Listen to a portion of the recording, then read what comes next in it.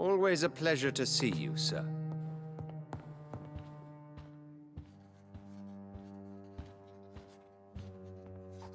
Elizabeth, what are you doing here? I've been formally asked to witness your triumph, my dear.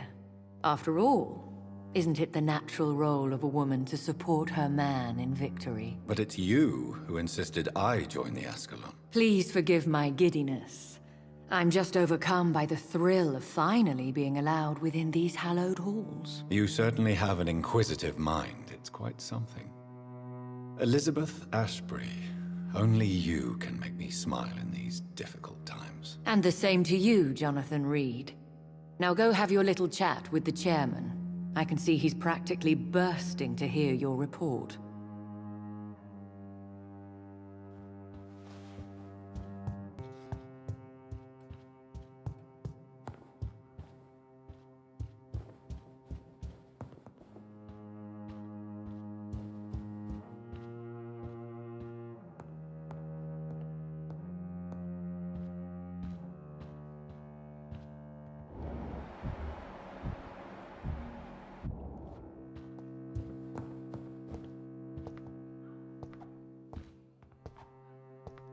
Welcome back to the Ascalon Club, Lance-Bearer. Please, tell us the good news. Have you put an end to the epidemic? My hypothesis was correct. Doris Fletcher was the source of the contagion in this part of town. She was probably the first to be infected. And you cleansed her before the hunters, I've been told. Well done, Dr. Reid. You thrust your lance and pierced the very heart of the corruption. But some questions remain. The important thing is, we won a major battle for the survival of London. For that, we salute you. Thank you, my lord. Now, I have another task for you. One of the utmost importance. Perhaps even more so than the previous. I'm listening. It's time for you to perform a most sacred duty for the club. I want you to recruit a new vampire. Recruit a new vampire? Are you sending me on some sort of diplomatic mission? Not exactly. I want you to make Aloysius Dawson the Ekon he deserves to be. I'm not sure I'm the best candidate for such a task. I can hear the hesitation in your voice, Dr. Reid. I admire a man of principles. But in this matter, there is more at stake than your moral comfort. It's not a moral question, Lord Redgrave. It's the responsibility of giving immortality to a man I barely know. Nonsense. Aloysius has been a member of the Ascalon for years. This is but the fruition of a long-held plan. How would you like me to proceed? Aloysius is waiting for you at the Dawson estate. Once the deed is done, I'll join you there to celebrate this momentous occasion. Before I go, I have a few questions. All right, I'm listening.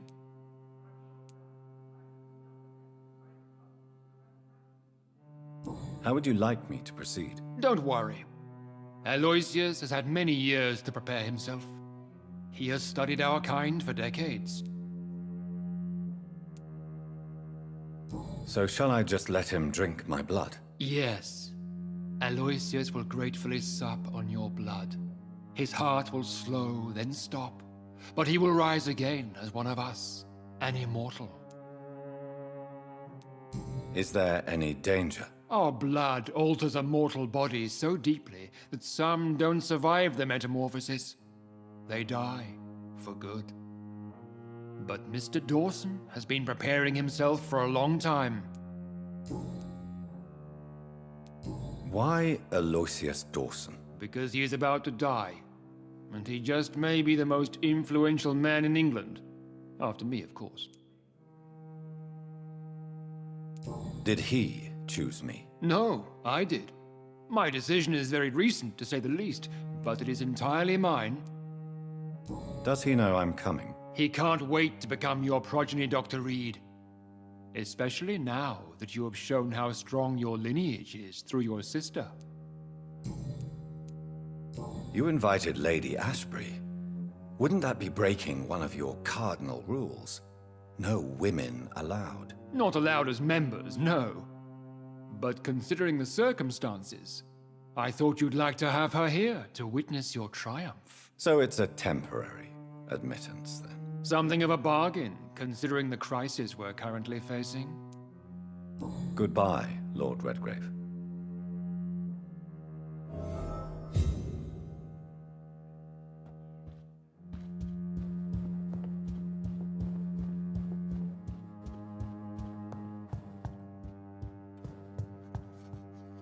Are you all right, Jonathan? Lord Redgrave has just ordered me to turn Aloysius Dawson, to make him my progeny. I see.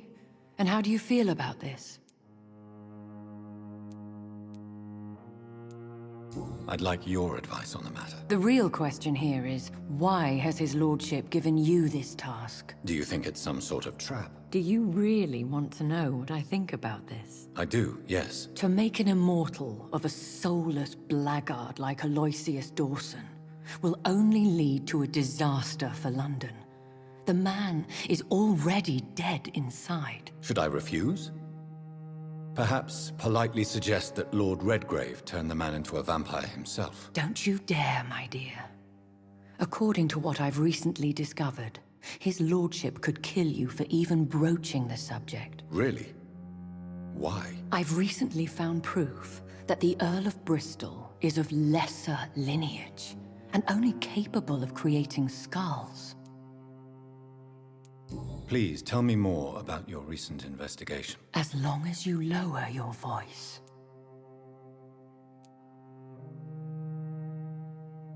Are you sure your information about Redgrave is correct? He says he's the progeny of the great knight William Marshall, who lived some 9 centuries ago. That's a lie. Lord Redgrave is unable to create anything but skulls, if the poor souls survive at all. How can you be sure the information was correct? I made the acquaintance of a most interesting informer while investigating your maker, from whom I learned the truth about Lord Redgrave. Why so vindictive? You suddenly sound like you're angry. Forgive me, Jonathan. I hate myself for it, but I feel such pride in my discovery. I'm afraid I just can't help it. Which is? He did serve William Marshall. And yes, the blood he covets as a token does truly belong to that legendary knight. But he was never his progeny. His lineage is not so noble. What would you have me do about Dawson? The man is dangerous. Did you know he plans to build a wall to separate the healthy rich from the sickly poor? Do not make him your progeny. What would you do? The man's dying already. Let the Reaper harvest the rotten fruit that is his soul.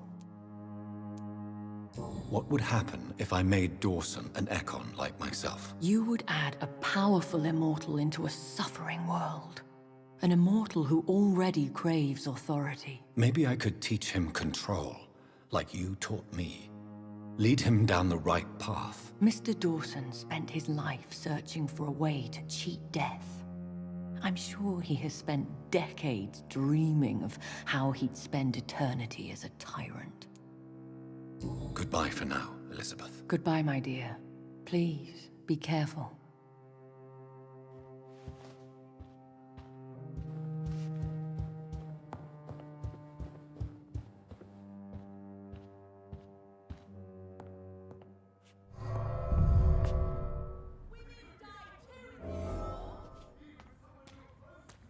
It looks like vampires have to obey Mendel's laws when producing progeny. Powers pass from one generation to another. That's why Dawson wants me to sire him. Women's right to vote is only the first step.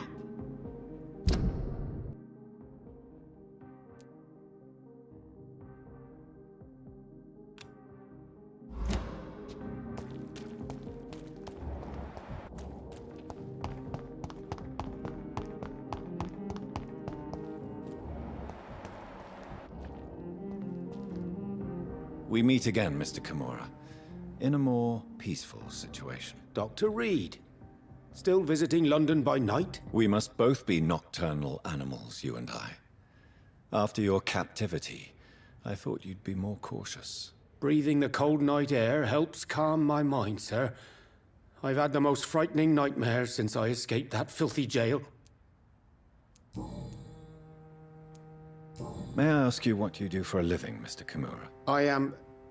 I was a landlord. A wealthy one.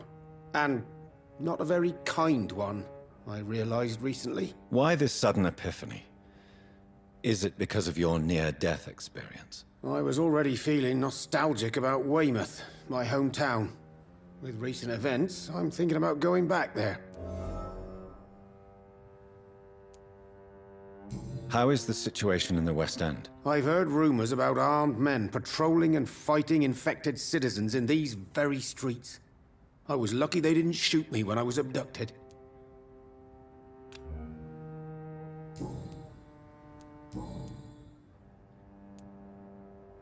What can you tell me about your abduction? If you really want to know, I was locked in that building for 3 or 4 days. My jailer was insane, mumbling about sacrifice and voices. And why didn't he sacrifice you? That was the weirdest part.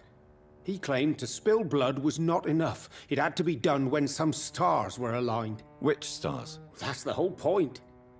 He wanted me to talk to him about some Red Queen configuration or constellation.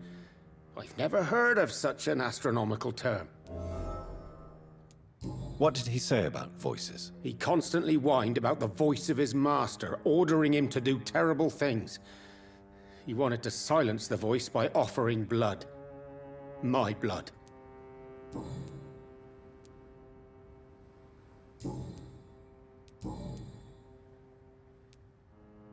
Tell me, Tadao, why was your abductor so interested in your passion for astronomy? I dunno. We met a few times at the Royal Greenwich Observatory. He seemed to share my hobby. Then he invited me to his house and locked me in. Did he fake his interest in astronomy to get close to you? No.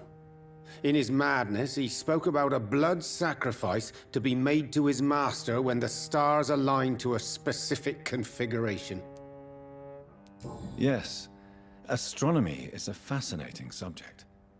When I was a child, my mother bought a small telescope for my sister and I. We spent many a pleasant evening stargazing. Stars are not just dots in the sky, Doctor. They are the key to our understanding of the cosmos. They remind us how insignificant we are. You're right. But children love magic and stories. I remember our mother told us constellations have the power to protect us. Protection by the light of the stars. That's sweet. You remember the name of these constellations?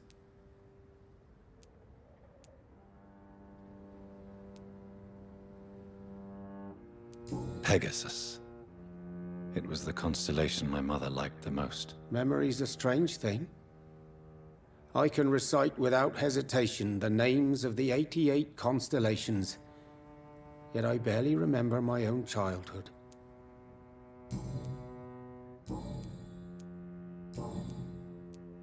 Why are you so nostalgic for your hometown, Tadao?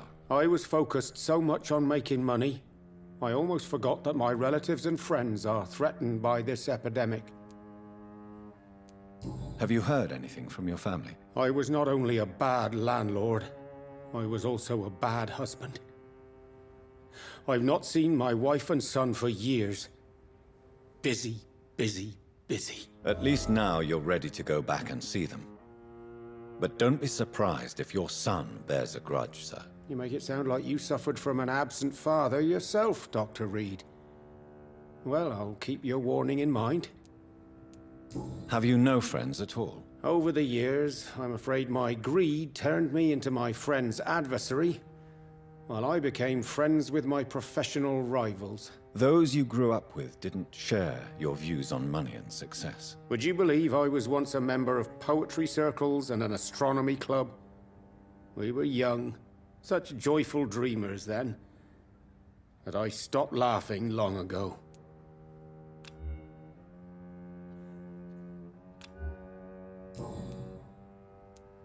Can you change? And is it what you really want?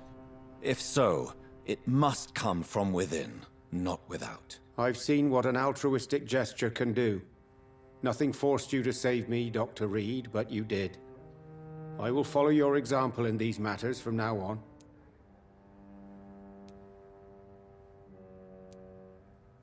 Follow my example, then. Find a complete stranger and help him or her the best you can. Then invite him or her to do the same. You know what? That's not a bad plan, actually. And I should start with my family, for they are almost strangers to me now.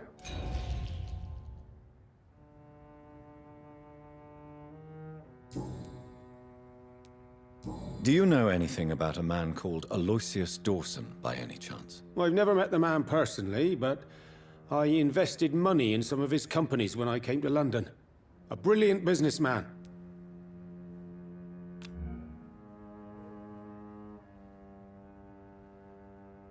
Goodbye, Mr. Kamura. Take care. London has brought so much pain to me. Why don't I want to live?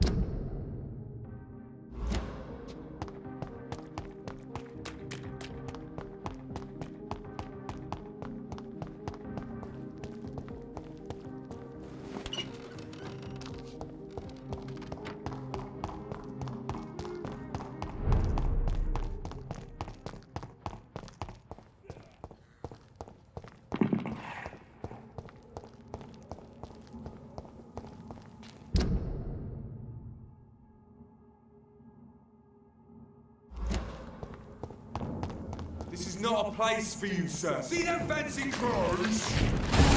Your evidence, your big fucker!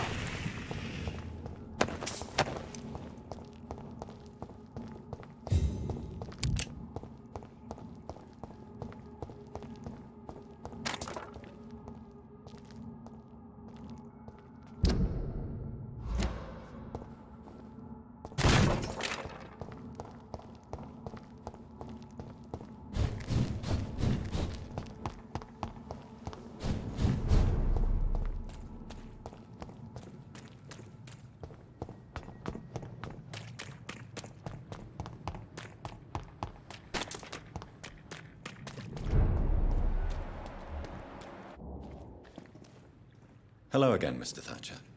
Do you feel any better now? Yes, this neighbourhood may stink of dog shit and reek of piss, but to me it smells like the purest mountain air.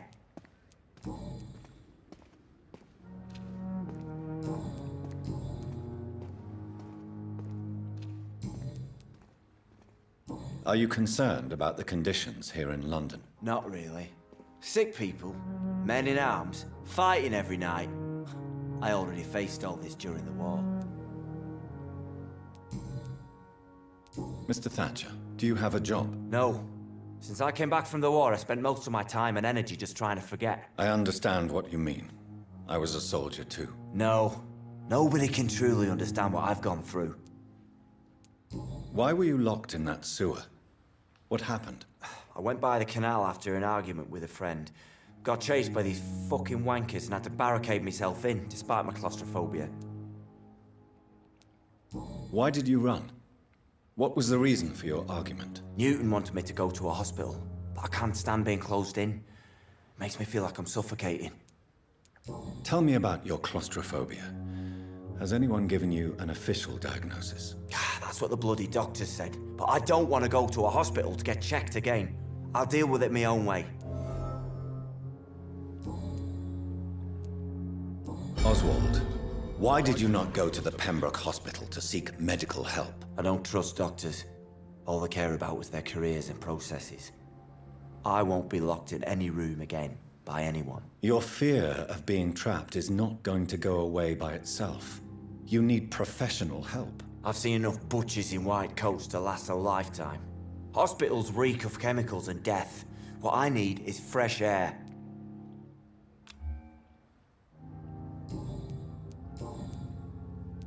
Do you want to talk about why you have this fear of being enclosed, Mr. Thatcher? No, I really don't. An irrational fear like yours is usually rooted in a specific event.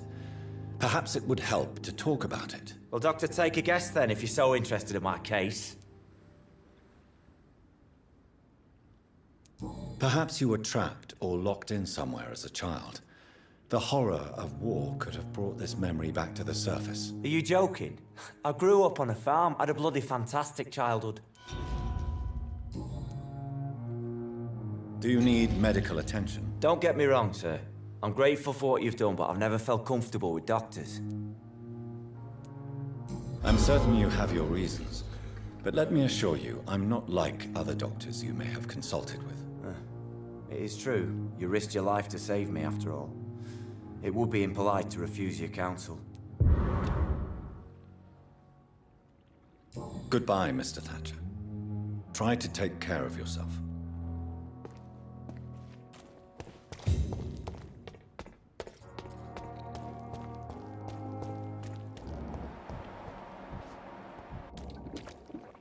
Hey, Doc. You're lucky to be alive, Mr. Cox. I hope you're starting to take better care of yourself. This place is full of sickness and decay. How could I get better in such a dump? Consider yourself lucky that I'm treating all of my patients equally. But don't push your luck. Don't play the innocent with me. I'm sure you have good reasons to act this way. And also weaknesses that can be exploited.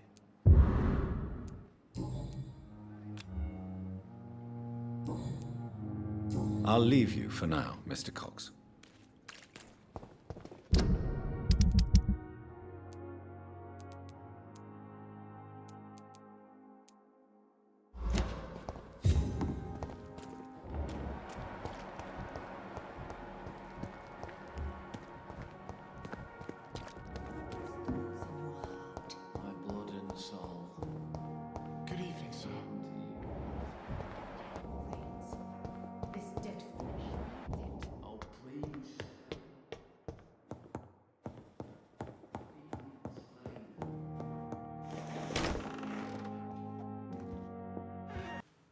What news, Jonathan? I've heard you've now joined the vampire elite of London. Did Elizabeth tell you? So it's Elizabeth now. My. Things are moving quickly. I turn my back for a moment and away you go. I may have found the source of the contagion. Doris Fletcher, the actress. Thankfully, in the end, she was destroyed by fire. Really? Oh, please, do tell me more.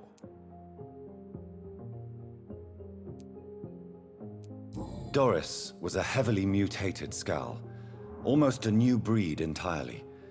It's as if the disease had completely altered her mind and body. Highly contagious. As if the disease had taken control of her will? Yes. Once a beautiful and brilliant woman, she became motivated by hate alone. Oh, she was a beauty. I met her when she visited the hospital to cheer up the sick. Too bad the fire destroyed her. But it was probably for the best. Have you heard of similar cases? No, I don't think so.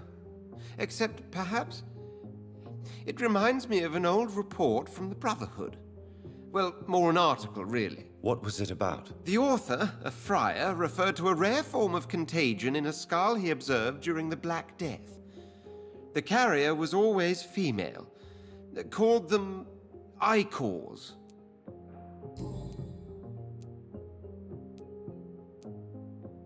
How's the situation at the Pembroke? We're still holding out. Question is, for how long? What we really need is hope, Jonathan. Hope for a better tomorrow. Have you seen Lady Ashbury recently? Yes, she popped in yesterday. Told me about your new friends in the West End. Just a courtesy visit, then? Yes. And no. She was en route to the docks, I think, following a lead concerning your maker. I'll come back later. Thank you, Edgar. Always a pleasure to see you, my friend.